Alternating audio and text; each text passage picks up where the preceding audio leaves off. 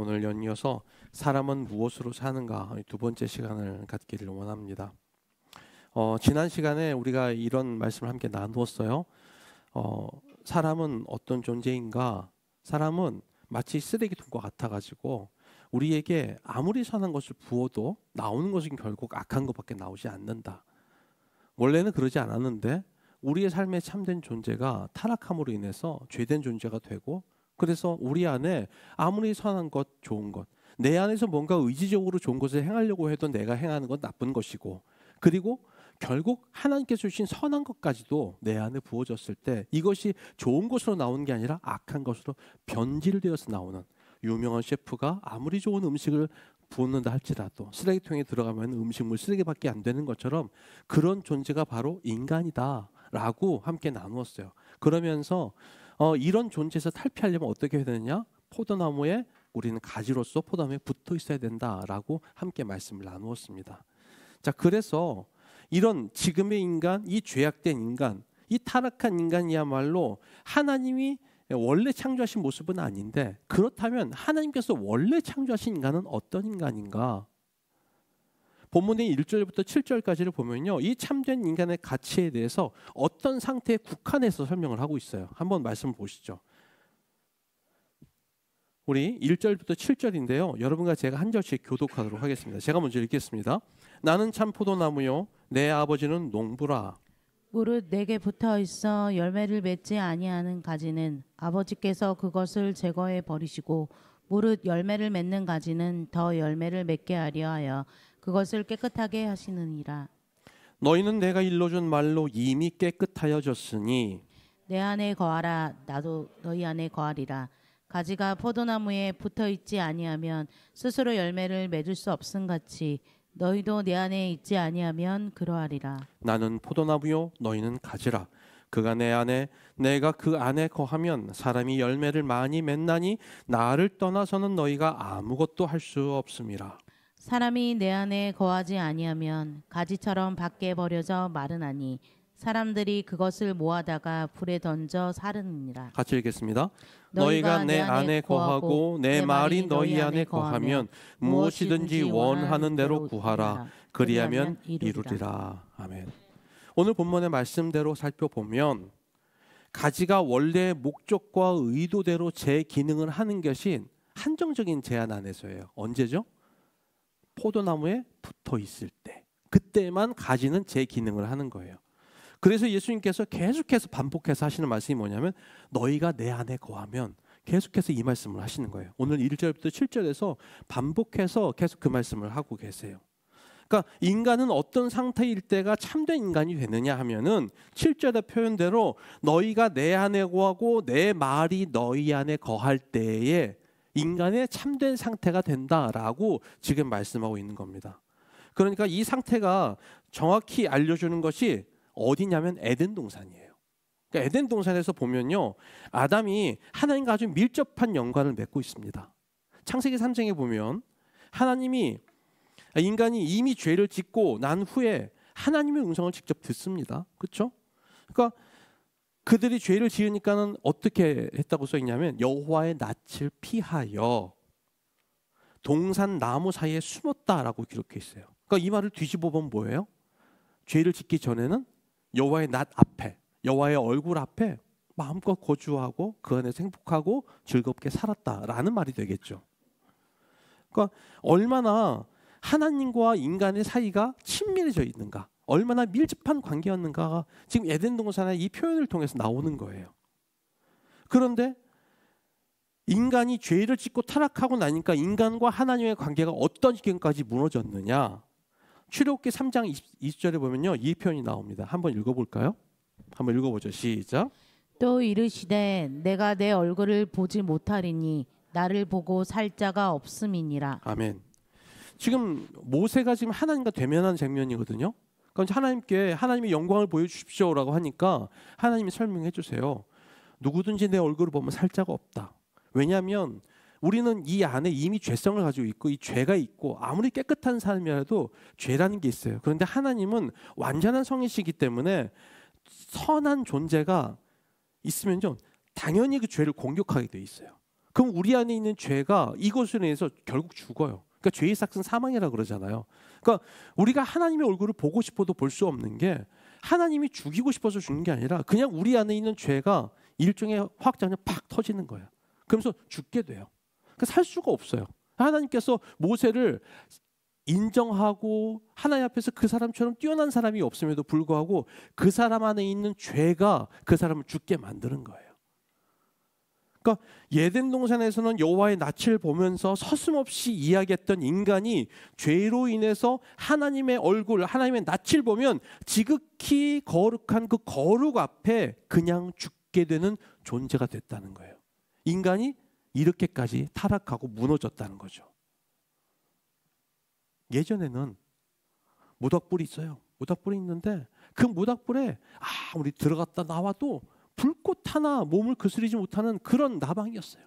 근데 어느 순간 나방이 가까이만 가도 불에 확 타서 그냥 죽어버리는 그런 존재로 바뀌었다는 거죠. 인간이 꼭 그렇게 됐다는 거예요. 그러니까 본문의 이야기 내 안에 거하라 이 말은요 단순히 그 말씀을 읽고 듣고 순종하며 살자라는 말보다 훨씬 더 깊은 의미를 가지고 있어요. 예수님이 지금까지와는 단절되었던 죄악된 우리와 하나님 사이의 관계를 이제 너희가 내 안에 거함으로 회복시키겠다 이 말을 하는 거예요. 그래서 참된 인간의 존재는 그 관계 안에서 즉 그리스도 안에서만 이루어진다. 지금 이것을 주님께서 반복해서 우리한테 설명하고 계시는 겁니다. 그래서 이런 시각으로 7절 말씀 한번 보시죠. 오늘 7절 말씀이요. 한번 같이 한번 읽어볼게요. 시작. 너희가 내 안에 거하고 내 말이 너희 안에 거하면 무엇이든지 원하는 대로 구하라. 그리하면 이루리라. 아멘. 너희가 내 안에 거하고 내 말이 너희 안에 거하면 무엇이든지 원하는 대로 구하라. 그리하면 이루리라 그랬어요. 자, 우리는 어디 말에 무게를 두고 싶어요? 뒤에 부분에. 무엇이든지 원하는 대로 구하라. 주님, 이번에 이거 하나 샀거든요. 샀는데 이거 당첨되게 해주시면 제가 절반 떼어드리겠습니다. 뭐 이런 거.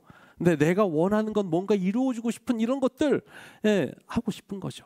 그런데 이 말의 방점은 거기 있는 게 아니에요. 앞에 있어요.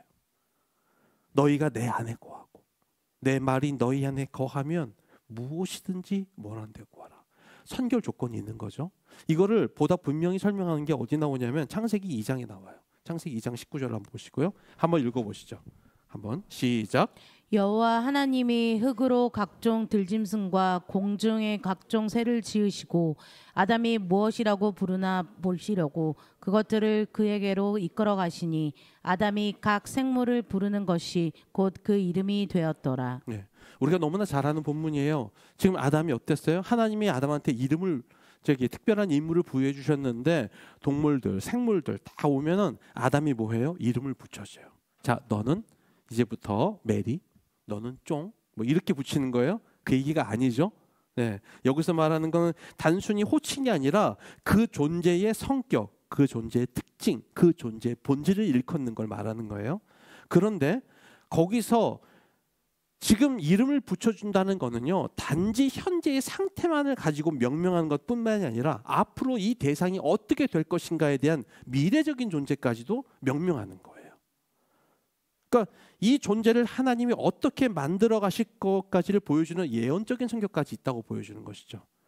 그러니까 하나님이 이것을 예표적으로 보여주시는 창세기 예가 나와요. 아브라함을 처음에 아브라함인데 원래 뭐라고 부르셨어요? 나중에 아브라함이라고 부르셨어요.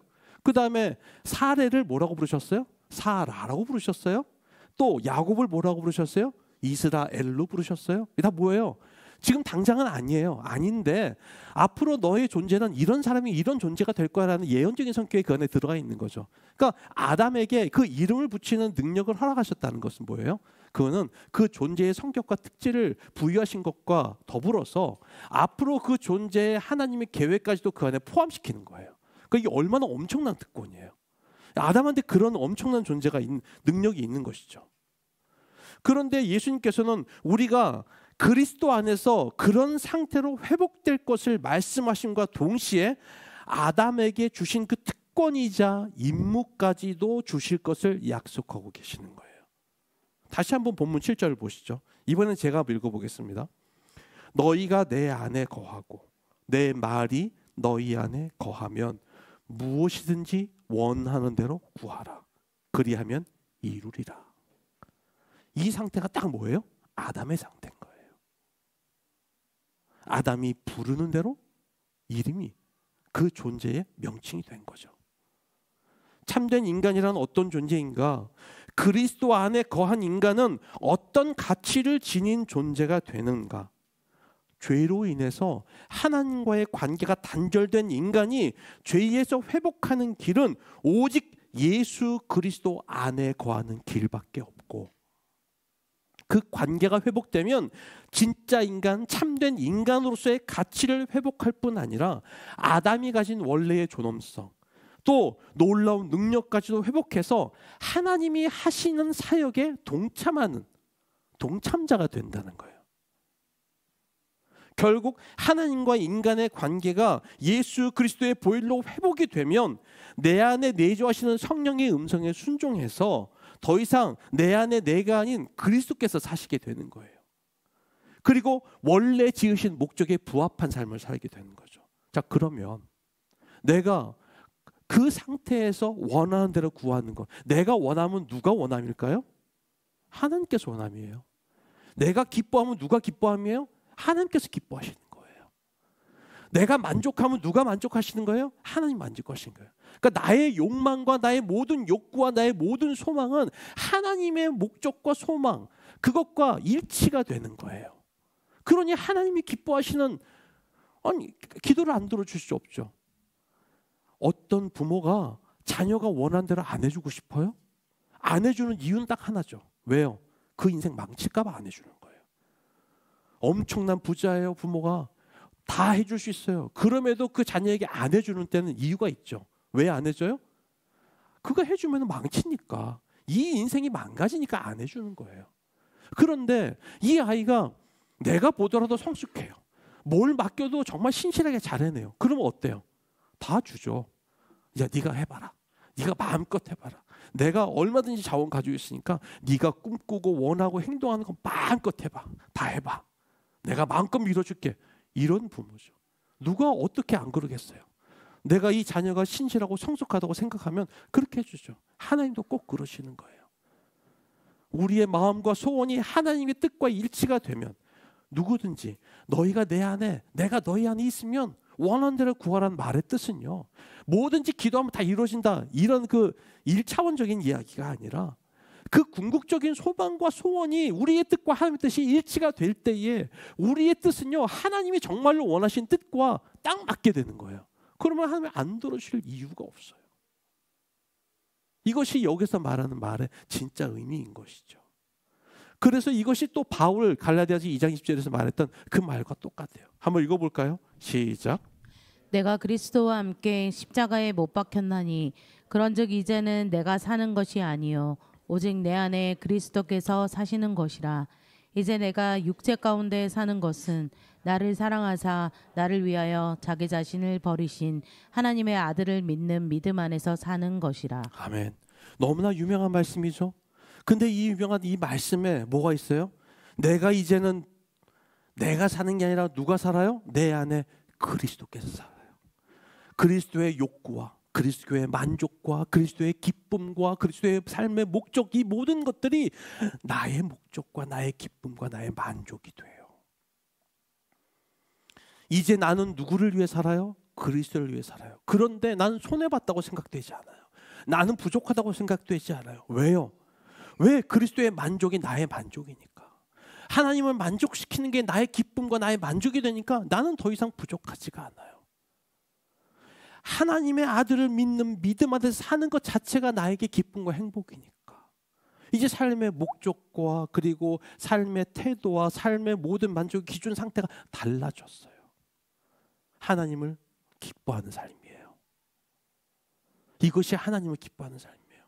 어떻게 하나님을 기뻐해요? 하나님 뭘 주니까 기뻐해요? 이건 1차원적인 거. 우리 아이들한테 아이들이 먹고 싶은 사탕 하나 줬어요. 너무 좋아해요. 기뻐해요. 왜? 사탕 줬으니까. 근데 아빠가 마음에 안 들어. 아빠가 자기 말 안 들어. 그럼 또 삐져. 짜증나. 그러면 어때요? 그러면 싫은 거야. 그런데 진짜 그 목적과 그 의미를 알아서 아빠의 뜻과 아버지의 뜻과 부모의 뜻과 그 자녀의 뜻이 일치가 되고 그 진짜 기쁨과 목적이 뭔지를 알게 되면 그 다음에 어떻게 돼요? 그러면요 하나로 가는 거예요. 하나님이 무엇을 원하시는지 그게 나의 기쁨과 순종이 되는 것이죠. 물론 이런 삶이라는 게 단번에 회복하지는 않습니다. 우리 인생 전체를 거친 성화의 과정을 거쳐서 완성되는 거죠. 하지만 내 안에 예수께서 사시도록 내 자신을 내드리면 그 일을 통해 하나님이 원래 지으신 목적에 부합하는 삶을 살 수 있게 되는 겁니다. 이것이 우리 인생의 목적이에요. 그런데 오늘 본문의 후반부로 갈수록 내 안에 거하라는 말이 다른 말로 바뀌는 걸 볼 수 있습니다. 자, 한번 보실까요? 9절과 10절 한번 읽어볼까요? 9절과 10절 시작. 아버지께서 나를 사랑하신 것 같이 나도 너희를 사랑하였으니 나의 사랑 안에 거하라. 내가 아버지의 계명을 지켜 그의 사랑 안에 거하는 것 같이 너희도 내 계명을 지키면 내 사랑 안에 거하리라. 아멘. 9절에서는요. 내 안에 거하라. 이것이 나의 사랑 안에 거하라 라고 말씀하고 있어요. 그런데 10절에서는요. 이 말을 보다 구체적으로 표현하고 있습니다. 뭐라고 하고 있어요? 네, 계명을 지키는 것. 그러니까 무슨 이야기죠? 나의 안에 거하라는 말은 계명을 지키는 것과 같다는 뜻이에요. 결국 계명을 지키는 것은 그리스도 안에 거하는 것입니다.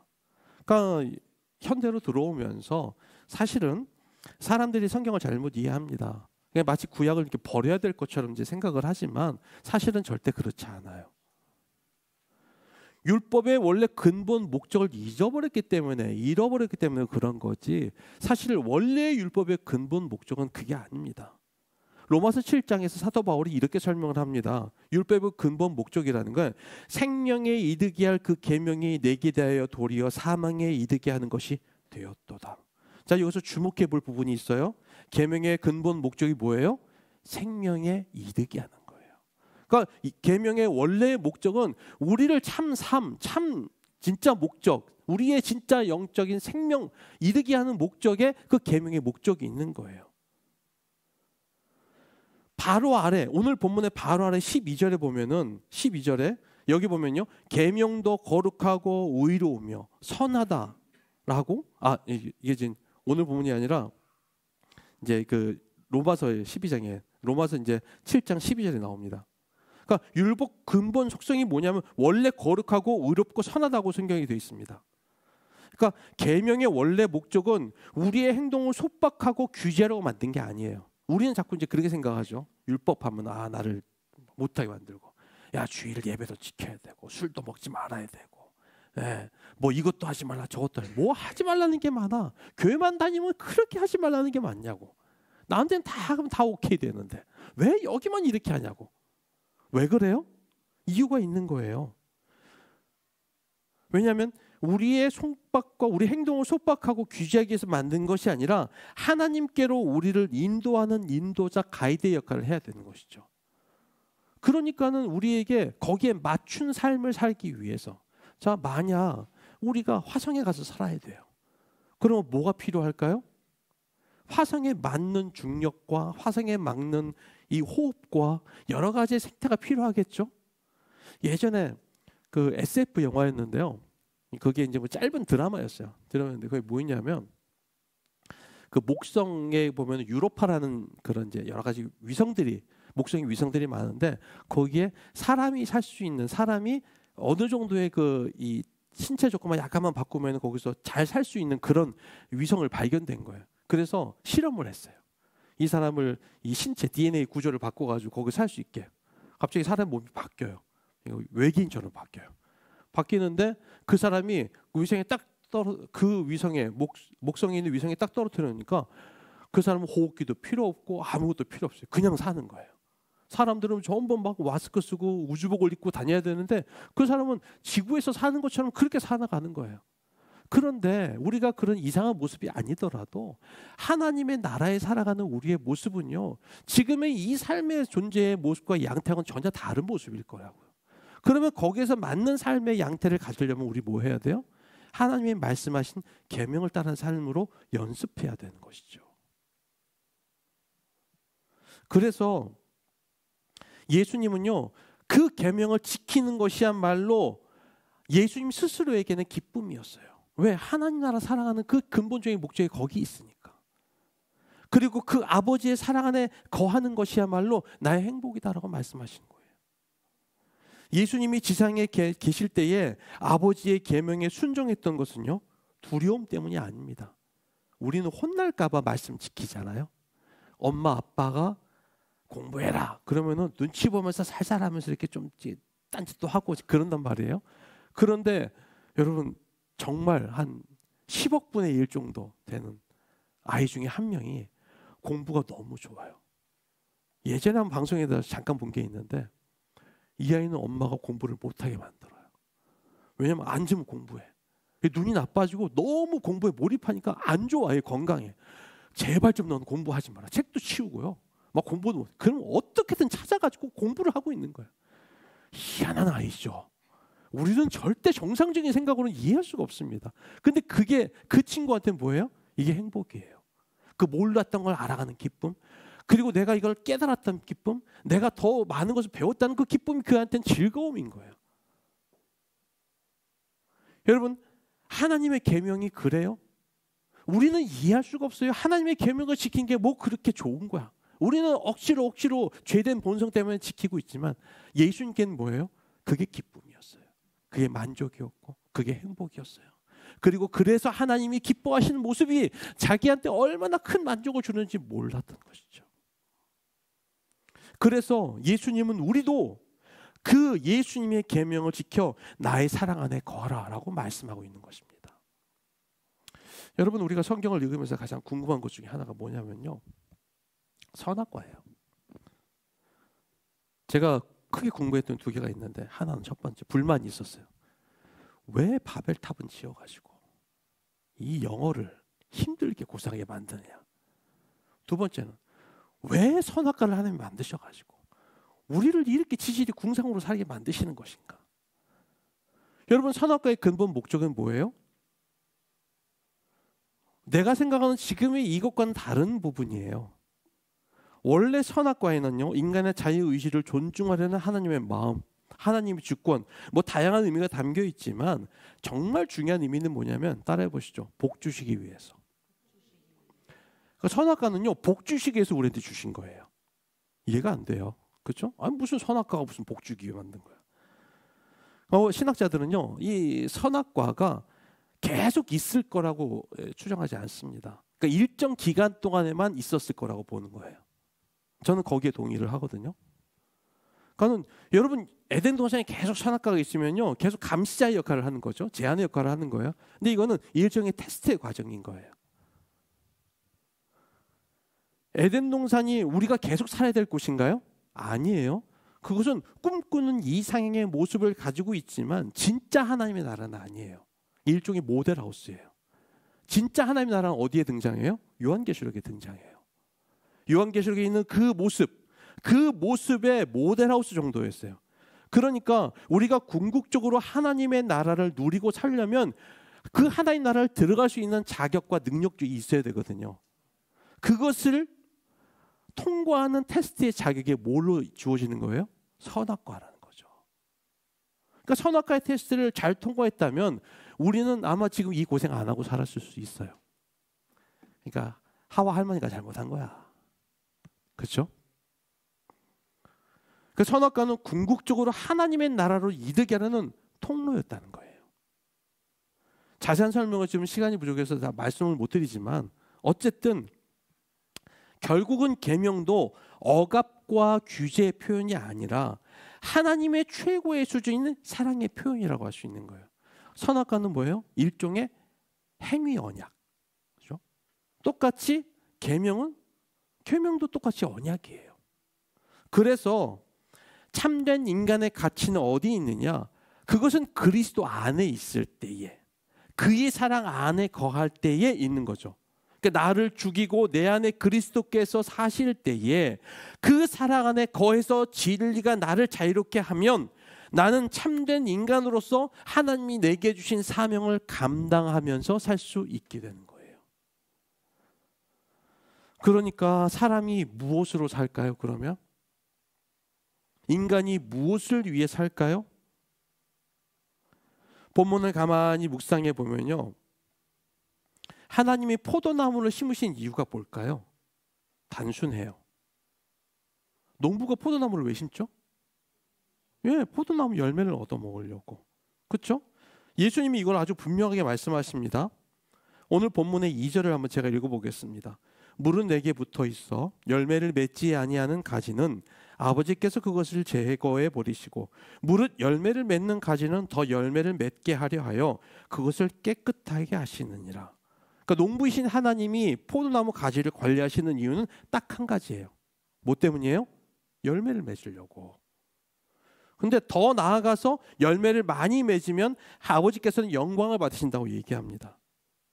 자, 그래서 8절 말씀을 보시죠. 8절 말씀 한번 읽어보시죠. 8절 시작. 너희가 열매를 많이 맺으면 내 아버지께서 영광을 받으실 것이요 너희는 내 제자가 되리라. 아멘.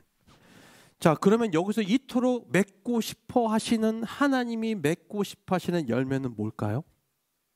우리는 흔히 이 열매를 우리가 열심히 노력하고 사역해서 맺는 사역적인 결과물이라고 생각해요. 그래서 내가 열심히 해서 어떤 좋은 결과가 많이 생기면 그것을 통해서 영광을 받는다고 생각합니다. 그래서 흔히 우리가 스포츠 경기에서 그 예수 믿는 축구 선수들이 골을 뻥 차서 들어갔어요. 뭐 해요? 앞에서 기도하자. 이렇게 하는 이런 거. 그리고 뭐 금메달을 땄어요. 메달을 땄어요. 우승을 했어요. 인터뷰하면 하나님께 먼저 영광을 올립니다 라고 한단 말이에요. 좋은 모습이에요. 그런데 여러분, 성경을 가만히 묵상을 해보면요, 하나님은 우리가 생각하는 사역적 결과물을 통해 영광 받으신다고 기록하고 있지 않음을 알 수 있습니다. 마태복음에 나옵니다. 한번 읽어볼까요? 한번 좀 길지만 쭉 한번 읽어보도록 하겠습니다. 시작. 이러므로 그들의 열매로 그들을 알리라. 나더러 주여 주여 하는 자마다 다 천국에 들어갈 것이 아니요 다만 하늘에 계신 내 아버지의 뜻대로 행하는 자라야 들어가리라. 그날에 많은 사람이 나더러 이르되 주여 주여 우리가 주의 이름으로 선지자 노릇하며 주의 이름으로 귀신을 쫓아내며 주의 이름으로 많은 권능을 행하지 아니하였나이까 하리니 그때에 내가 그들에게 밝히 말하되 내가 너희를 도무지 알지 못하니 불법을 행하는 자들아 내게서 떠나가라 하리라. 마태복음 7장에서 지금 얘기하는 열매는 지금 우리가 생각하는 열매하고는 조금 다른 것을 알 수 있습니다. 22절에 보면요, 오늘 지금 읽었던 곳에 22절에 보면 우리가 생각하는 사역적 열매가 나옵니다. 그날에 많은 사람이 나더러 이르되 주여 내가 주의 이름으로 선지자 노릇했습니다. 그러니까 선지자 노릇이라고 하는 게 무슨 그런 게 아니라 선지자로서 말씀을 전하고 이런 여러 가지 사역들을 했단 말이에요. 열심히 했단 말이에요. 그리고 주의 이름으로 뭐 했어요? 귀신도 쫓아냈어요. 얼마나 신실했으면 귀신도 쫓아냈겠어요. 거기다 무엇도 해요? 많은 권능을 행했어요. 기적도 행하고 능력도 행하고 뭐 일반 사람들이 할 수 없는 그런 일들을 행했단 말이에요. 그런데 이게 예수님이 생각하는 하나님이 생각하는 열매가 아니라고 말하는 거예요. 지금 더 나아가서 예수님은 그것을 불법이라고 명명하고 있습니다. 사실 사역적인 결과만 놓고 보자면 대단한 사람들이죠. 예, 상당히 인정받을 만한 사람이에요. 그런데 21절을 보면 이 두 가지가 비교되는 것을 볼 수 있습니다. 21절을 보겠습니다. 제가 읽어볼게요. 나더러 주여 주여 하는 자마다 다 천국에 들어갈 것이 아니요 다만 하늘에 계신 내 아버지의 뜻대로 행하는 자라야 들어가리라. 그러니까 지금까지 우리가 특별한 사역을 했던 사람들이라고 인정했던 사람들에 대해서 예수님이 뭐라고 묘사하고 있냐면 그들은 주여 주여 하면서 입만 나불대는 사람이었다. 그들의 사역적인 결과를 차치하고 그들은 입만 나불대는 불법을 행하는 사람이었다라고 지금 예수님은 말씀하고 있는 거예요. 그러면서 하나님이 인정하는 참된 열매를 맺는 사람들은 사역적인 결과를 맺는 사람이 아니다라고 설명하는 거예요. 누가 하나님이 인정한 열매를 맺는 사람이에요? 하나님의 뜻대로 행하는 사람. 결과 상관없이 하나님의 뜻대로 행하는 사람. 그럼 하나님의 뜻대로 행하는 사람이라는 게 어떤 사람을 지칭하는 것일까? 여러분 다시 오늘 본문으로 돌아가 보면요. 10절을 한번 읽어보겠습니다. 오늘 본문의 10절 시작. 내가 아버지의 계명을 지켜 그의 사랑 안에 거하는 것 같이 너희도 내 계명을 지키면 내 사랑 안에 거하리라. 예수님이 설명했던 아버지의 뜻대로 행하는 사람. 이것은 오늘 본문에서는 뭐라고 설명해요? 아버지의 하나님의 뜻대로 행하는 사람은 하나님을 사랑해서 그 계명을 지키는 사람을 말하는 거예요. 그러니까 열매를 맺는다는 것은 마태복음식으로 말하면은 아버지의 뜻대로 행하는 것이고, 오늘 본문의 요한복음식으로 말하면은 아버지의 사랑 안에 거하는 거예요. 자, 그런데 이 사역적인 결과는 그리스도 안에 거하면, 그리스도의 사랑 안에 거하면 자연스럽게 따라 나오는 결과물이라는 거예요. 이거는. 그러니까 무슨 이야기냐면 우리가 커피를 먹으려고 주전자에다 물을 넣고 물을 끓여요. 온도가 올라가요. 100도씨가 됐어요. 그럼 어떤 현상이 일어나죠? 물이 끓죠. 팔팔팔 끓죠. 그거와 똑같은 거예요. 그냥 이건 당연한 거예요. 열매를 맺는다는 것은 뭐냐면 열매를 맺어야지 이렇게 되는 게 아니고 그냥 그건 당연한 결과라는 거예요. 여기에 대해서 내가 자랑할 것도 없고 내가 위세를 떨 것도 없다는 거예요. 오늘 본문을 보면요, 예수님께서 우리에게 열매를 주신다고 하지 않고 우리가 그리스도 안에 거하면 가지가 포도나무에 붙어 있으면 열매가 있을 거라고 말하는 거예요. 이 차이는 큽니다. 열매를 맺으려고 가지가 노력하는 거 봤어요? 아니에요. 우리라는 존재는요, 그리스도 안에 있게 되면은 원래 열매를 자연적으로 맺는 존재라는 거예요. 애를 써서 열매를 맺으려고 노력하는 게 아니라 우리의 존재 본질이 열매 맺는 존재라는 거예요. 그래서 마태복음에서는요, 이 성도, 하나님을 따라가는 하나님의 사람, 그리스도인 뭐라고 부르냐면 빛이요 소금이라고 그래요. 노력해서 빛이 되는 게 아니고 노력해서 소금이 되는 게 아니라 그냥 너희는 빛이다. 너희는 소금이다. 그러니까 뭐예요? 빛의 자녀를 좀 행해라. 왜? 이미 빛인 거예요. 뭐 노력해서 빛을 발산시키고 그런 게 아니고 그냥 빛이에요. 예수 그리스도 내 안에 계시면 나는 빛인 거예요. 난 이미 소금인 거예요. 그런데 그것을 무슨 짠맛을 내려고 막 노력하는 게 아니고 내 안에 짠기가 들어가 있는 거예요, 이미. 요한복음에서는 그게 다른 말로 뭘 표현되어 있어요? 예수에게 붙어 있는 거, 포도나무에 붙어 있는 거. 그래서 열매 맺는 존재라고. 우리가 그리스도 안에 거하고 우리를 이끄시는 예수 그리스도를 따라 순종하게 되면, 그의 인도를 따라가면 열매란 것은 자연스럽게 맺히게 되는 거라고 말하는 거예요. 여러분, 우리가 그리스도 안에 있기에 집중하고 참 포도나무이신 예수께 붙어 있는 데 집중하면 열매는 자연스럽게 맺어집니다. 이걸 잘 나타내준 소설이 우리가 너무나 잘 아는 나다나엘 호손의 큰 바위 얼굴이에요. 여러분, 그 마을에 큰 바위 얼굴이 있어요. 멋지고 아름다운, 넌 누군가에게 생기를 거다. 근데 계속해서 이제 그런 사람이 생길 거라고 기대하면서 소망하면서 늘 그 사람이 꿈꾸면서 나 큰 바위 얼굴을 바라보면 살잖아요. 근데 어느 날 시간이 지나고 보니까 그 사람이 큰 바위 얼굴의 모습을 하고 있었다는 것이잖아요. 여러분, 그렇기 때문에 우리가 그리스도 안에 거하면요, 뭐가 흘러나와요? 자연스럽게 그 열매를 맺혀지게 되는 거예요. 그럼 뒤집어서 생각해 보면요, 우리가 자랑할 게 없는 거예요. 내가 말이야 뭐 이렇게 했는데, 내가 이렇게 헌신했는데, 내가 이렇게 희생했는데, 여러분 그건요 내가 그리스도 안에 붙어 있지 않다는 증거예요. 그리스도 안에 붙어 있으면요, 내가 행했던 일들, 내가 맺었던 모든 결과들은 누가 하신 거예요? 예수님이 하신 거예요. 내가 노력해서 된 게 아니라 그거는 내가 그리스도께 붙어 있기 때문에 난 가지로서의 역할만 있고, 가지의 포도나무의 진액이 나를 흘러나와서 내 몸에서 자연스럽게 맺혀지는 열매, 그냥 그거예요. 주님이 맺게 하신 거지 내가 노력해서 맺은 게 아무것도 없으니까.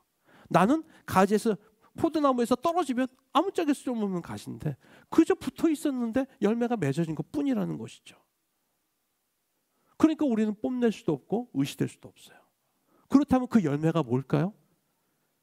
가랴디아서 5장에 나오는 열매죠. 같이 한번 읽어볼까요? 시작. 오직 성령의 열매는 사랑과 희락과 화평과 오래 참음과 자비와 양선과 충성과 온유와 절제니 이 같은 것을 금지할 법이 없느니라. 그리스도 예수의 사람들은 육체와 함께 그 정욕과 탐심을 십자가에 못 박았느니라. 만일 우리가 성령으로 살면 또한 성령으로 행할지니. 아멘. 바울이 지금 갈라디아에서 말하기를 우리가 성령으로 살면 성령으로 맺어진 열매가 있다고 말하고 있어요. 그런데 우리가 잘 아는 이 성령의 9가지 열매, 이 열매에는 상당히 특이한 공통점이 있습니다. 그게 뭐냐면요, 이 열매라는 게 전부 다 관계와 관련되어 있다는 거예요. 다시 말하면 그리스도 안에 거하는 참된 인간, 계명을 지키고 하나님을 사랑하는 인간, 하나님이 정하신 본질에 부합하게 살면 나 자신만 성숙하게 되는 게 아니라는 거예요. 나를 통해 공동체가 성숙하게 됩니다. 나를 통해 그 열매가 맺히면 그 열매를 누가 먹어요? 내가 먹는 게 아니에요. 가지가 포도나무 열매 먹는 거 봤어요? 그럼 그 포도나무 열매 누가 먹어요? 다른 사람이 먹는 거예요. 공동체 안에 내가 그 열매를 맺은 열매의 그 가치를 누가 먹어요? 내 공동체의 다른 존재들이 먹는 거예요.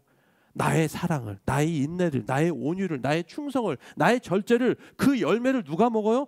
내 공동체에 있는 다른 지체들이 먹는 거예요. 그래서 성숙해지고 건강해지고 그 공동체가 더욱 풍성해지는 거죠. 나를 통해 공동체가 성숙하게 되고 나를 통해 그 열매가 맺히면 그 열매를 공동체가 얻게 된다는 사실을 본문이 이야기하고 있는 거예요. 그래서 오늘 본문에서 예수님께서 우리를 지칭하실 때 너라고 얘기하잖아요. 너희가 라고 해요. 7절에도 보세요. 너희가 내 안에 거하고 내 말이 너희 안에 거하면, 한 사람이 아니고 공동체로 같이 있는 거예요. 성도는요 혼자 살지 않습니다. 그리스도인은요 혼자 부르시지 않았어요. 우리는 하나님의 백성을 함께 부르셨어요. 공동체로 부르셔요. 그러니까 요즘 들어서 사실은 이게 미국의 회중교회 영향이긴 한데, 왜냐하면 이제 원래의 기독교가 처음에 부름 받고 했을 때 항상 공동체 중심이었어요. 모든 것이. 그래서 하나님의 나라 그리고 구원받은 백성의 징표는 항상 공동체 안에 있었습니다. 근데 이것이 어느 순간 변질이 되면서 회중, 개인 중심으로 바뀌어버렸어요. 물론 구원은 개인으로서 고백을 해야 됩니다. 하지만 그 증거는 언제나 항상 공동체 안에 있었어요. 너희로서 우리로서 우리가 더 어울림이라는 공동체로서 살아가면서 서로 맺혀진 열매를 서로 먹고 먹으면서 살아갈 수 있도록 되는 존재다. 이것이 포도나무 가지로서의 우리의 역할이라는 것이죠. 사람은 무엇으로서 살아가는가?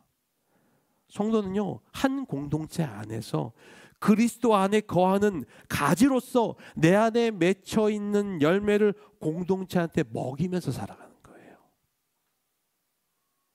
그것을 통해 하나님은 영광 받으시고 우리는 주님의 제자가 된다고 말씀하고 있는 겁니다. 내가 성숙해지는 것, 내가 깊어지는 것, 내가 은혜 받는 것은 누구 위해서예요? 나 때문이 아니에요. 내 공동체를 성숙시키가는 먹이기 위한 열매를 맺는 거예요. 이것이 우리를 부르신 목적이라는 것이죠. 자, 이제 말씀 맺습니다. 사람은 무엇으로 살아갈까요?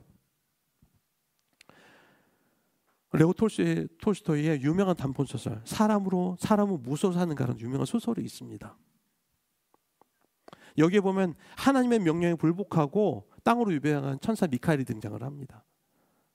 천사 미카엘이 하나님의 명령을 받아요. 명령을 받고 하나님의 명령을 수행하러 왔어요. 한 여인의 영혼을 데려가서 하나님께 데려가는 거예요.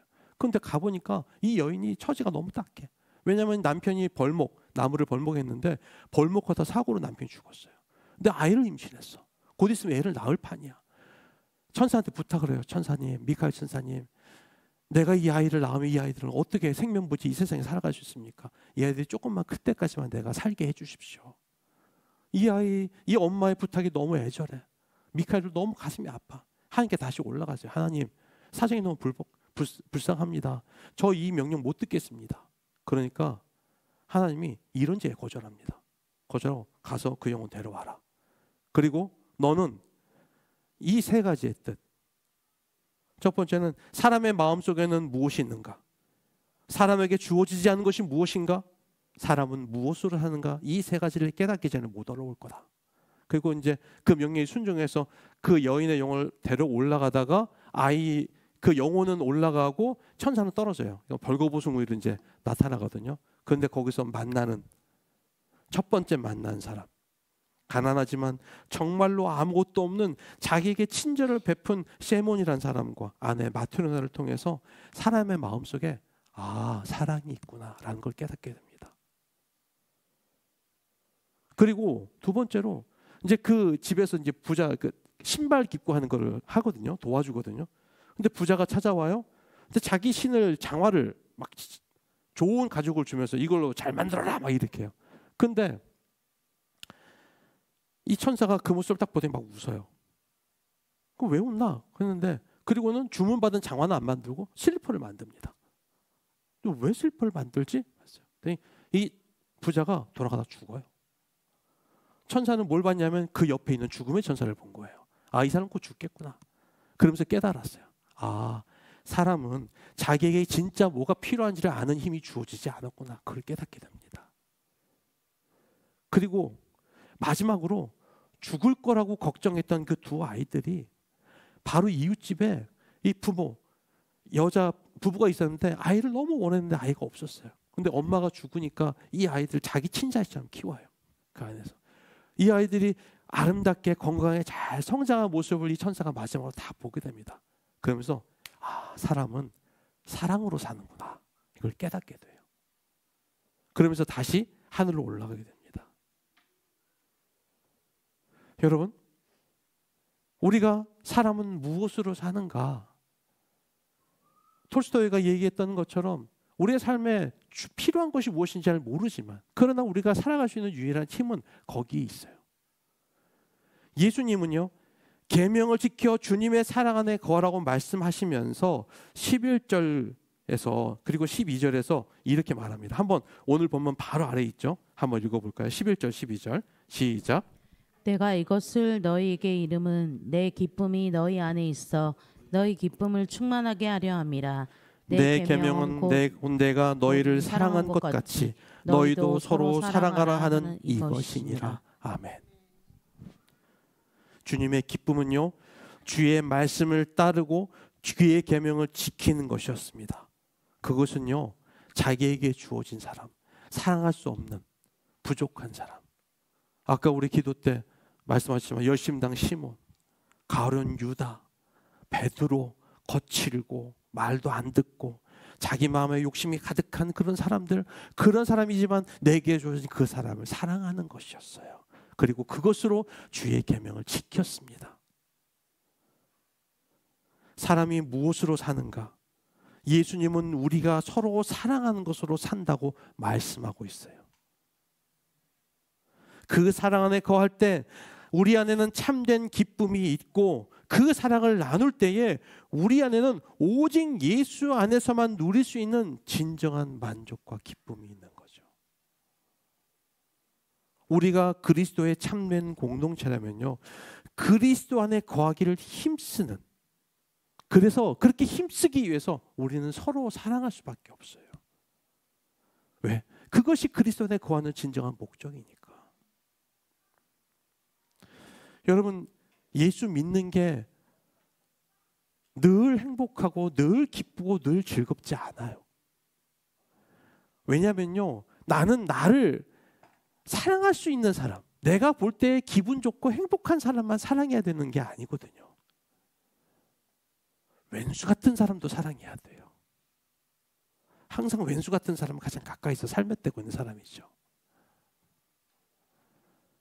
우리 부부도요, 가끔 살다가 이게 싸움이 날 때가 있어요. 그러면요, 꼴도 쳐다보기 싫어요. 네. 너무너무 싫어요. 아내가 지극정성으로 헌신적으로 저한테 해주는데도 제 마음이 확 삐끼면요, 너무너무 보기 싫은 거 있죠. 사람이라는 게 그런 것 같아요. 그런데 그리스도의 말씀을 깨닫고 그 사랑 안에 있고, 그래서 그 사랑을, 은혜를 내가 받으면, 여러분, 어떤 존재라도 내 사랑 안에 그리스도의 사랑이 들어오면요, 그것으로 덮어 씌워져서 가는 것 같아요. 우리 공동체에 완벽한 사람은 없습니다. 성숙한 사람은 없어요. 누가 볼 때 어느 부분에 항상 모나고 부족하고 미숙한 부분들이 다 있는 사람들이에요. 그러나 우리가 성숙한 공동체로 성장할 수 있는 것, 그것은 그리스도의 사랑 안에 거할 때, 우리가 포도나무에 붙어있는 가지가 될 때에, 그래서 내 안에 자연스럽게 나오는 열매를 내 공동체의 사람들이 그 열매를 따먹을 때에만 가능합니다. 여러분, 우리가 그리스도에게 붙어있기를 집중할 때에 우리에겐 자연스럽게 열매가 맺혀져요. 그리고 그 열매를 통해서 공동체는 성숙하게 돼요. 교회만 그래요? 그러지 않아요. 가정도 그래요. 내가 그리스도에 붙어 있을 때에만 내 안에 맺혀지는 열매를 통해 우리의 자녀도, 우리의 아내도, 우리의 남편도, 우리의 친척도, 가족도 다 그걸 보도먹고 사는 것이죠. 오늘 주님은 우리를 부르셨습니다. 그리고 우리에게 물어보십니다. 사람이 무엇으로 사는 것 같니? 뭘로 살까요? 사랑으로 살아요. 그리스도 안에 붙어있는 사랑으로 살아요. 이 사랑을 내가 먹이려고 노력할 때는요, 나는 썩은 것밖에 내올 수 없어요. 왜요? 내 안에는 쓰레기통 같은 존재니까. 그러나 내가 그리스도 안에 붙어있을 때 그 진액을 빨아먹고 거기에 붙어있기를 힘써 나가면요, 내 안에 자연스럽게 맺히는 포도나무 열매가 맺혀지게 되어 있습니다. 그 열매를 맺죠. 우리 안에 더욱더 풍성히 맺히는 놀라운 사랑이 임하는 우리가 되기를 원합니다. 기도하겠습니다. 우리 시간에 잠시 묵상해 볼 텐데, 하나님, 내가 정말로 그리스도께만 붙어 있기를 노력했습니까? 주님, 세상에 헛된 것 때문에 내가 주를 붙들지 못했던 것을 용서해 주십시오. 이제부터는 부족하지만, 연약하지만 그리스도만 붙들고 살아가는 내가 되게 하여 주옵소서. 함께 이 시간 잠시 묵상하기 원합니다.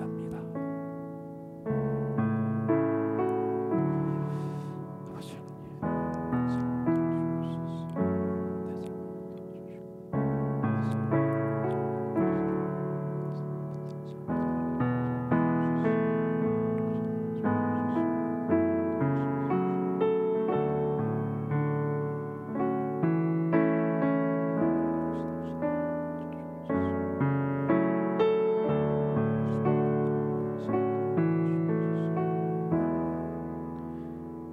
은혜로우신 아버지 하나님, 오늘도 우리는 길 없는 길, 끝없는 길, 어디로 가야 할지 모르는 암담하고 힘든 길을 걸어갑니다.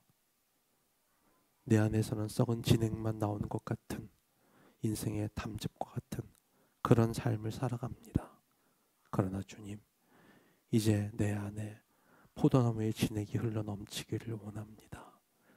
그리스도만 붙들므로, 그리스도께만 붙어 있으므로, 그의 사랑 안에만 거함으로 그 주님께서 나오는 진행을 받아 내 영혼이 살아내기를 원합니다. 그래서 맺혀지는 열매로 나와 함께한 이들이 행복하고 기쁘고 그리스도의 놀라운 사랑 안에 거하기를 원합니다. 주여, 오늘 우리를 부르셨사오니 그 그리스도 안에 참되게 거하는 진실한 사람, 주님의 포도나무에 붙어있는 참된 가지, 그래서 내 삶에 맺혀진 열매로 내 이웃을 사랑으로 잘 공유할 수 있는 넉넉한 사람 되게 하여 주옵소서. 이 모든 은혜를 감사하며 은혜가 충만하신 예수님의 이름으로 기도하옵나이다.